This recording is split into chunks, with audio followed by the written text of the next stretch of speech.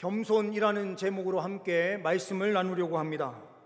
겸손이라는 단어를 다음 검색어에 넣었더니 다음 사전에 이렇게 정의가 되어 있습니다. 남을 존중하고 자기를 낮추는 태도가 있음이라고 되어 있어요. 남을 존중하고 자기를 낮추는 것이 겸손이다.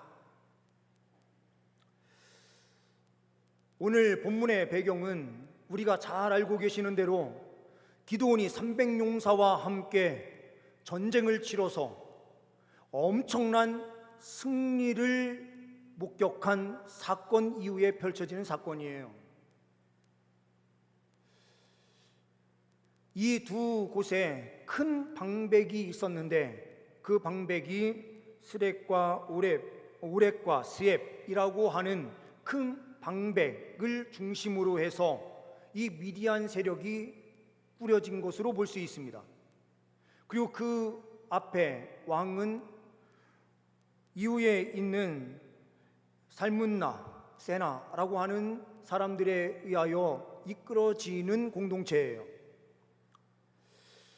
그런데 이 전쟁에서 승리한 이후에 지금 현재 어떠한 상황이 펼쳐지는가? 에브라임 지파가 있었는데 이 에브라임 지파를 그때에 처음 전쟁을 시작할 때에 기드온이 부르지 않은 것 같아요. 그러다 보니 이 에브라임 지파가 조금 불편함이 느껴졌습니다. 큰 전쟁의 승리가 있었는데 이 전쟁의 승리 가운데서 오렉 방백과 스엡 방백, 이 두 방백이 도망가는 가운데에 이 두 사람을 잡아서 죽이는 역할은 에브라임이 했지만 큰 전쟁에서 이들을 물리치는 일은 자기들이 없을 때에 이루어졌어요. 그러다 보니 전쟁의 큰 영광을 누리지 못하는 것 같으니 기드온에게 이야기를 합니다. 왜 처음부터 우리 지파를 부르지 않았느냐? 함께 전쟁에 참여했으면 우리도 똑같은 영광을 누렸을 텐데 왜 우리를 부르지 않았느냐라고 하면서 기드온에게 나와서 크게 다투기 시작한 것입니다. 이 다툼이 있을 때에 기드온이 어떠한 모습으로 달려가는가? 이 모습을 보면서 우리가 취해야 할 태도가 무엇인지를 보게 됩니다. 본문 말씀을 통하여 보는 우리의 태도, 어떠한 태도가 되어야 되는가? 첫 번째는 남을 존중하는 것입니다. 겸손이라고 하는 것은 남을 존중하는 것으로부터 시작이 돼요. 2절 말씀을 보게 되면 기드온이 그들에게 이르되 내가 이제 행한 일이 너희가 한 것에 비교되겠느냐? 내가 이제 행한 일이 너희가 한 것에 어떻게 비교되겠느냐? 이렇게 말하는 것은 상대방을 존중해주고 있다라는 뜻이죠. 어느 정신과 의사가 겸손에 대하여 이렇게 이야기를 해요. 겸손이란 인격이 있는 사람만이 갖출 수 있는 자신감이다. 이것은 다른 말로 표현하면 인격이 있다라고 하는 것은 더 성숙한 사람을 뜻하는 것이 아닐까라고 본다면 성숙한 사람이요 조금 미숙한 사람, 이 영적으로 더 성숙하지 못한 사람을 존중해 주는 것, 그래서 자신감이 있어요. 우리가요 자녀를 품을 때에도 똑같거든요. 자녀는요 어떻습니까? 늘 깊은 생각을 하지 못해요. 그러니 부모는요 그 아이를 품으면서 그를 존중해줘요. 그 아이를 무시하지 않아요. 늘 존중하면서 품거든요. 어른은 늘 이렇게 품는 거지 않습니까? 이 겸손함으로 영적으로 성숙한 사람은 상대방을 무시하는 것이 아니라 좀 신앙적으로 연약해도 그 사람을요 늘 존중해요. 리츠칼튼 호텔, 이 호텔에 황금 기준, 황금 규율이라는 게 있어요. 이것은 딱 한 줄로 쭉 되어져 있는 내용인데요. 우리는 우리 호텔을 찾는 신사숙녀들에게 봉사하는 신사숙녀이다, 이렇게 되어 있어요. 그 부가 설명으로 우리는 서비스를 하는 사람일 뿐 종이 아니다, 이렇게 되어 있거든요. 이것은요, 호텔을 찾는 사람과 그리고 그 자리에서 섬기는 일을 하고 있는 우리 직원들은 다 똑같은 인격체다 라고 하는 부분이거든요. 항상 상대방을 존중하지만 자기 자신이요 비참한 자리에 있다라고 하면 제대로 된 서비스가 나올 수가 없어요. 그런데 나도 똑같은 신사숙녀다라고 하는 이 생각이 있으면은요, 조금 상대방이 못되게 굴어도요, 그 사람을 존중하면서 섬길 수가 있어요. 그럼 나도 귀중한 인격체다라고 하면 좌절하거나 실망할 이유가 없거든요. 그래서 이 규율을 만들어 놓은 것 같아요. 마찬가지로 우리 그리스도인들도요, 이 세상을 살아가면서 많은 사람들을 만나요. 근데 많은 사람들을 만나면서 우리는 상대방을 존중할 수 있는 이유가 있는데 왜 그렇습니까? 그 이유는요, 천지 만물을 창조하신 하나님께서 이 땅에 내려오셔서 우리를 섬겨주심으로, 하나님이신 예수님께서 우리를 귀하게 섬겨주셔서 자기의 생명 바쳐서 우리를 살려주셔서 우리가 새 생명의 은혜를 누리고 있으니, 이 누린 이 생명의 기쁨, 즐거움, 구원의 감격을 가지고요, 다른 사람들을 존중하면서 섬길 수 있는 거예요. 빌립보서 2장 5절에서부터 11절 말씀은 이렇게 말씀하고 있는데요, 우리가 잘 알고 있는 말씀이에요. 우리 잘 알고 있는 말씀 함께 봉독해 보도록 하겠습니다. 빌립보서 2장 5절에서부터 11절 말씀입니다. 너희 안에 이 마음을 품으라. 곧 그리스도 예수의 마음이니 그는 근본 하나님의 본체시나 하나님과 동등됨을 취할 것으로 여기지 아니하시고 오히려 자기를 비워 종의 형체를 가지사 사람들과 같이 되셨고 사람의 모양으로 나타나사 자기를 낮추시고 죽기까지 복종하셨으니 곧 십자가에 죽으심이라. 이러므로 하나님이 그를 지극히 높여 모든 이름 위에 뛰어난 이름을 주사 하늘에 있는 자들과 땅에 있는 자들과 땅 아래에 있는 자들로 모든 무릎을 예수의 이름에 꿇게 하시고 모든 입으로 예수 그리스도를 주라 시인하여 하나님 아버지께 영광을 돌리게 하셨느니라. 빌립보 교회는 문제가 하나 있었어요. 유오디아, 순두계라고 하는 두 중심 인물을 중심으로 두 파로 나뉘어서 분열이 생기고 있었어요. 이때에 바울은 편지를 보내면서 이렇게 이야기합니다. 예수의 마음을 품으라. 예수의 마음을 품으면 서로 이해하고 용서하게 된다. 예수님의 마음은 어떠한 마음인가? 하늘 영광, 하늘 보좌를 버리고 이 땅에 내려오셔서 십자가를 짊어지심으로, 십자가에서 죽으심으로 우리를 섬겨주신 그 겸손한 마음, 겸손한 사랑으로 우리와 함께 하셔서 우리가 이 은혜를 누리게 된 것이니 빌립보 교회 여러 성도들이여 예수님의 마음, 그 겸손의 마음을 품으십시오 라고 하는 말씀을 주고 있는 것입니다.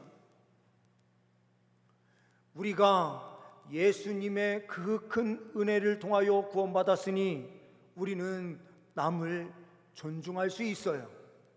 이 존중으로 달려갈 때 우리는 겸손한 마음을 갖는 것입니다. 두 번째로는 자신을 낮추는 것입니다. 겸손이라고 하는 것은 자기를 낮추는 거예요. 본문 말씀 2절 하반절 말씀을 보게 되면 이렇게 말씀하고 있습니다. 에브라임의 끝물 포도가 아비에셀의 만물 포도보다 낫지 아니하냐. 에브라임 지파의 끝물 포도요. 농사를 지어보신 분들도 잘 아시고 우리는 기본 상식으로 알고 있는 내용 무엇입니까? 모든 과일에요, 마지막 거를 딱 따면 그 마지막 것은 맛이 없어요. 끝에서 자그마하게 열린 그 열매는요, 따서 먹어보면 맛이 없어요. 단맛도 크게 없어요. 근데 처음 거 딱 익어서 땄을 때 먹으면은요, 그 단맛이 정말로 끝내주지요. 그런데 오늘 기드온은 자기 자신의 가족을요 많이 낮춰요. 어떻게 낮춥니까? 에브라임의 끝물 포도보다요, 우리 가족의 만물 포도보다 너희들이 더 맛있는 포도 열매를 맺지 않냐라고 이렇게 이야기하는 것은 상대방을요 높여줄 뿐만 아니라 자기 자신을 철저하게 낮추는 거예요. 기드온이 300용사를 이끌고 가서요 미디안의 사람들을 쳐서 승리하게 되는데요, 13만 5천이라고 하는 엄청난 숫자를 격퇴하고 승리한 상황에서요 에브라임 지파가 찾아와가지고 이렇게 이야기를 하는 거예요. 두 방백을 죽이고 찾아와서 왜 처음부터 우리를 부르지 않았느냐, 이렇게 이야기를 하니까요, 기드온은 처음부터 참여한 전쟁보다 너희들이 스웻과 오엡 이 두 사람 두 방백을 죽인 것으로도 엄청난 일이야 하면서요 높여주고 있는 거예요. 그러면서 자기의 영광, 자기의 자리는요 철저하게 낮춰요.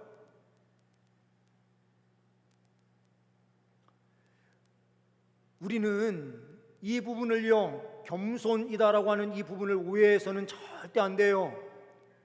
세상 도덕이 이야기하는 겸손으로 우리가요 그 일을 실천하는 게 아니에요.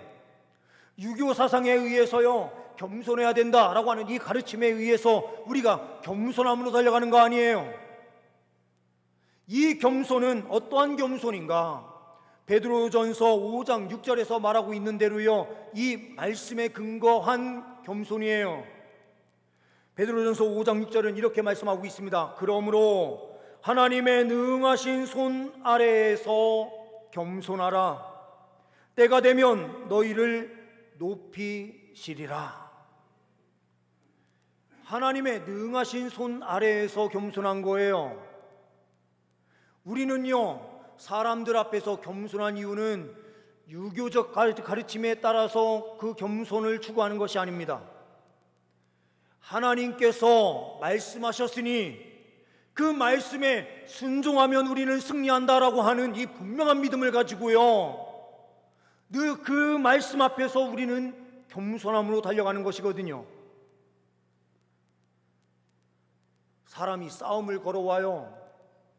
싸움을 걸어오는데요 그것도요 많은 사람 앞에서 싸움을 걸어올 때예요 자존심이 생기면은 어떻게 됩니까? 끝까지 싸워요. 경찰서까지 가서요 경찰서에서요 사람들이 떼어놓기 전까지는요 끝까지 싸워요. 그리고 이 응어리가 풀리지 않으면요 끝까지 고소해가지고요 법적 투쟁까지 끝까지 가요. 그런데요 우리는요 많은 사람들이 보는 데서도요 손가락질을 하면서 비하하고 예수쟁이 하면서요 그렇게 이야기를 해도요 많은 사람들이 쳐다보고 있는 상황에서도요 우리는 아무 소리 안 하고요 그 자리에서 엎드려서요 죄송합니다 이렇게 이야기를 해요. 그러는 이유는 세상에서 이야기하는 도덕적 가치를 따르기 위해서 우리가요 그 겸손을 떠는 게 아니에요. 하나님 말씀을 이루기 위해서 우리는 그 자리에서요 겸손하게 자기를 낮추는 거예요. 옛날 중세기에요 영국에 한 귀족이 살고 있었는데요, 이 귀족이 침대에 누워서 이제 병상에 누워서요 죽음만 기다리고 있는 상황이에요. 근데 이 사람이 엄청 교만한 사람이었거든요. 그런데 침상에 누워서 경건한 그리스도인인 하인 한 사람을 불러요. 이 하인에게 이렇게 질문을 해요. 내가 어떻게 하면 천국에 갈 수 있습니까? 그랬더니 이 하인은 이 주인을 잘 알잖아요. 얼마나 교만한 사람인지요. 그래서 이 사람에게 이렇게 이야기를 해요. 주인님, 저 바깥에 돼지우리가 있는데 돼지우리 오물이 잔뜩 있는 곳에 무릎 꿇고요 하나님께 기도하세요. 하나님, 저를 불쌍하게 여겨주세요. 저는 죄인입니다. 주님, 저를 용서해 주세요 하면서 기도하세요. 이렇게 이야기를 하는 거예요. 이 주인은요 아무리 생각해도 그 일은 자신이 없어요. 그래서 이 하인한테 이렇게 이야기를 하는 겁니다. 지금은 내가 할 수 없으니 잠깐 물러가 있어라 해놓고요 7일 정도 곰곰이 생각하다가요 다시 하인을 불러요. 내가 구원받는 방법이 뭐라고 했느냐. 그랬더니 이 하인이 이야기를 해요. 주인님, 저 바깥에 있는 돼지우리 오물이 많은 곳에 무릎을 꿇고요 하나님, 나를 불쌍하게 여겨주세요. 나는 죄인입니다. 용서해 주세요. 기도하세요. 이렇게 이야기를 한 거예요.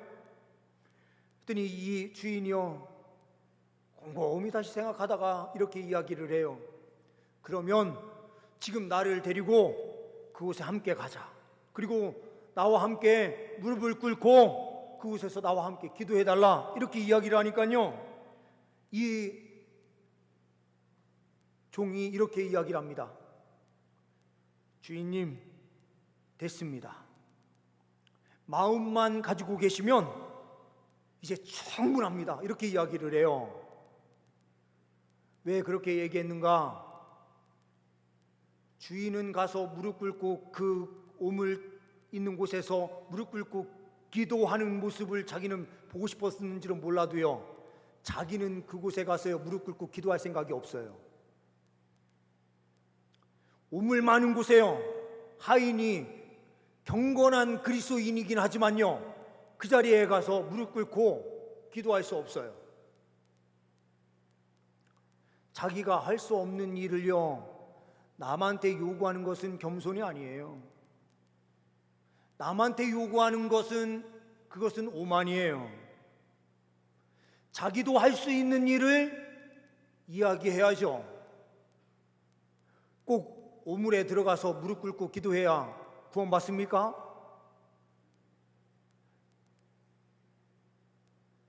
우리는요 겸손이라는 것을 자꾸 다른 사람한테 요구하고요 나 자신에게는 적용을 하지 않아요. 겸손은 다른 사람에게 요구하는 것이 아니라 나 자신에게 요구하는 것이 겸손이에요. 하나님의 능하신 손 아래에서요 철저하게 엎드려서 하나님 말씀 앞에 순종하면서 자기를 낮추는 것, 이것이 겸손입니다. 세 번째로는 공동체를 생각하는 것이 겸손입니다. 3절 말씀을 보게 되면 하나님이 미디안의 방백 오렙과 스앱을 너희 손에 넘겨주셨으니 내가 한 일이 어찌 능히 너희가 한 것에 비교되겠느냐 하니라. 기드온이 이 말을 하매 그때에 그들의 노여움이 풀리니라. 에브라임의 그 화를 왜 풀어주려고 했습니까? 기드온이요 왜 이런 겸손으로 나아갔습니까? 공동체를 살리기 위해서였습니다. 이스라엘 공동체가요, 형제간에 싸워서 나뉘어지지 않고요, 하나의 민족으로 하나님 나라를 함께 이루어가기 위하여 공동체를 생각하면서 겸손함으로 나아간 거예요. 하나님 뜻은 하나님 공동체가 나뉘어지고 분열되는 것이 아니라 하나 되는 것이다라는 사실을 기도원은 잘 알고 있었기 때문에 이 에브라임의 그 요구가 때로는 부당하다라고 생각이 들 수 있지만 끝까지 인내하면서 참는 거예요. 그래서 말 한마디로 그들의 마음을 이해해주고 그들을 품었던 거예요.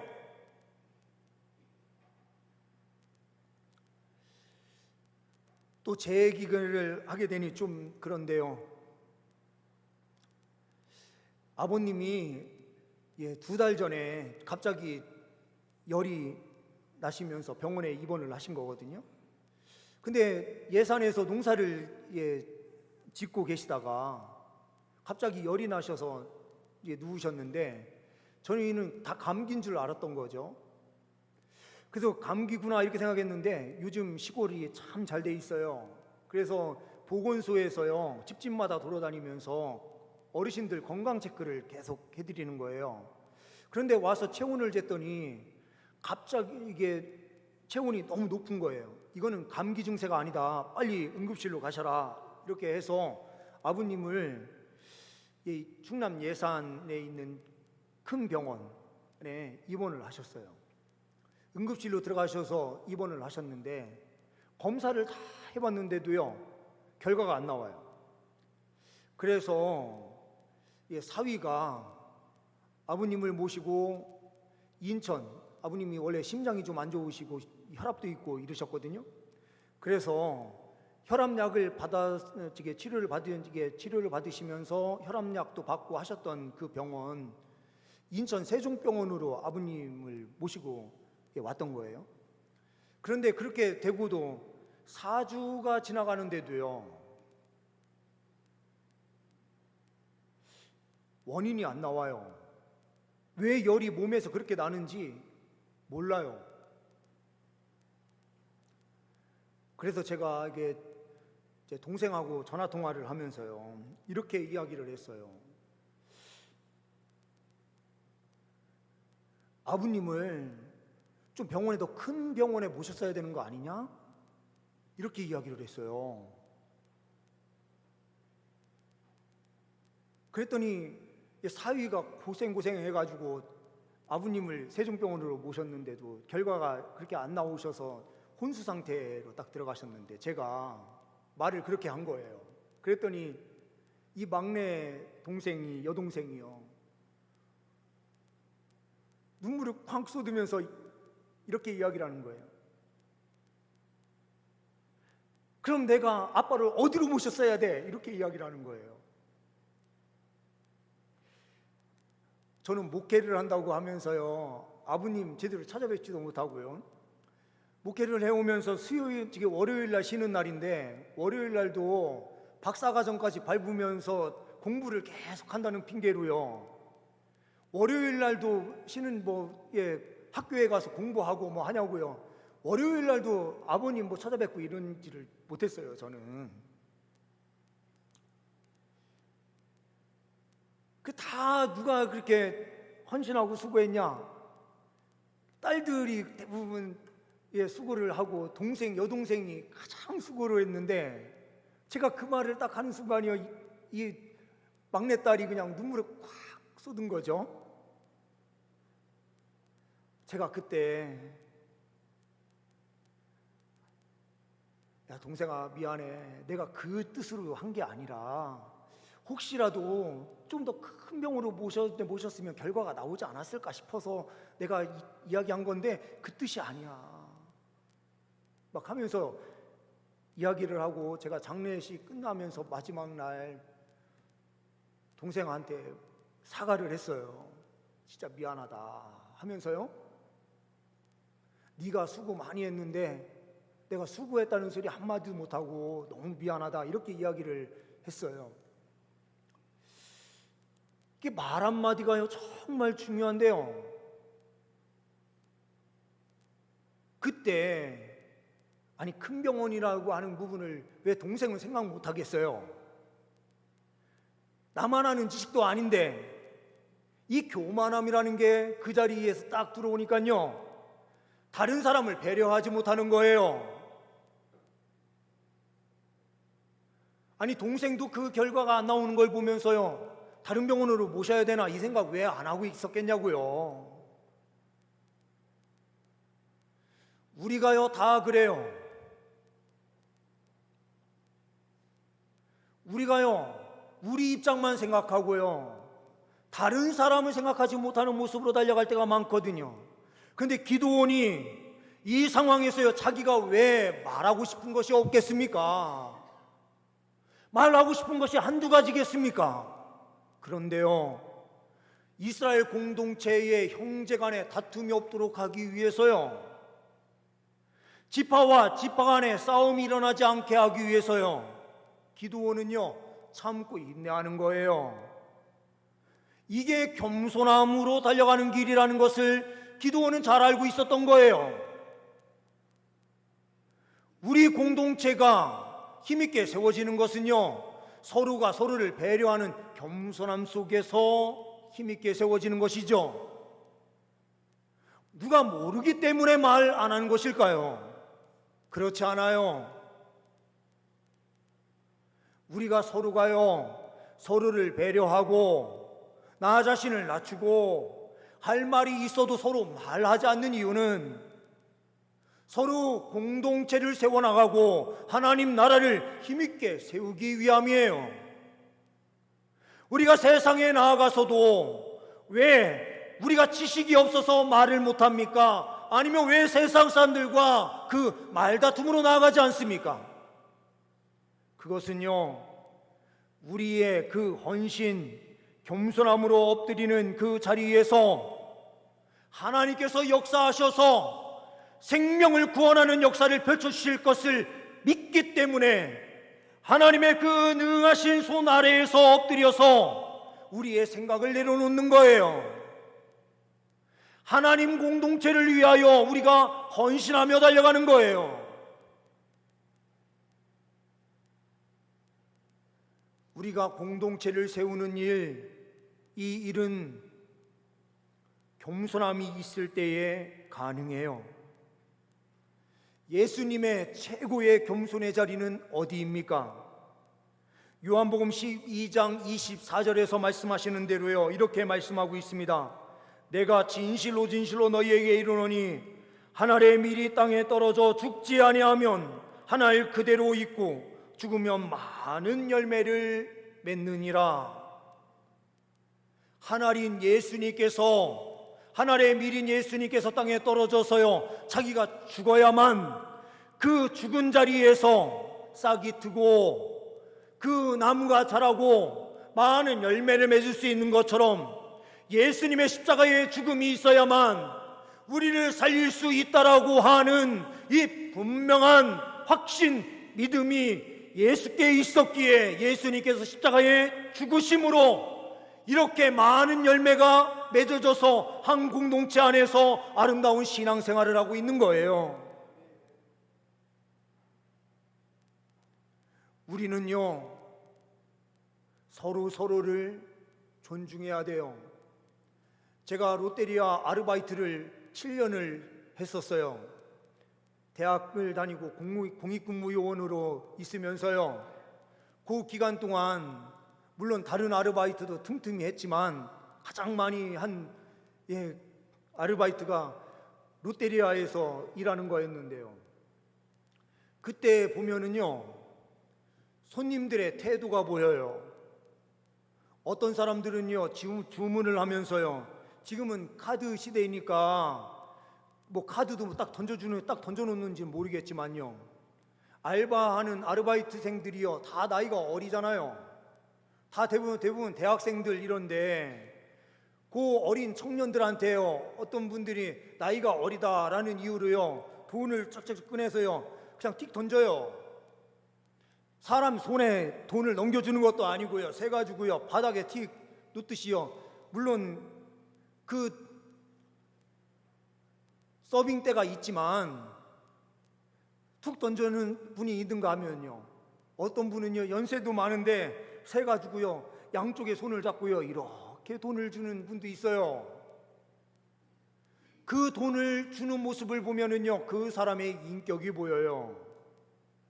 인격이 뭐로 드러나는가? 겸손함으로 드러나는 것이거든요. 우리는 윤리적인 측면에서 이런 일을 행하는 것이 아니고 그리스도인의 신앙의 인격을 드러내는 방법으로 우리가 삶 속에서 그런 삶을 살아내는 거예요.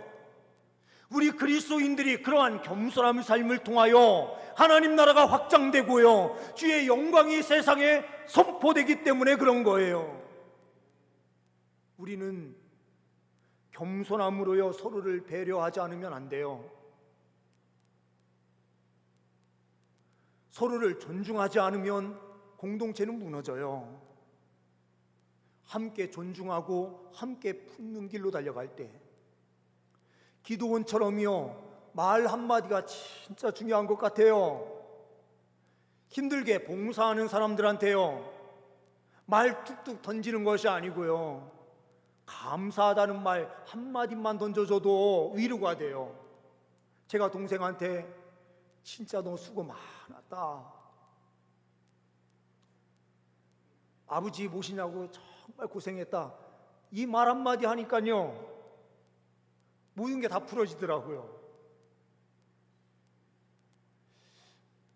우리도 마찬가지예요. 신앙생활 하시면서 우리가 국수 한 그릇 먹는 그 자리에서도 헌신과 충성으로 달려가는 우리 일꾼들이 있고요, 어느 자리에든 우리 성도님들이 헌신과 수고로 세워져 있는 자리가 많아요. 이 자리에서 우리가요 기도원처럼 말 한마디 잘하면 돼요.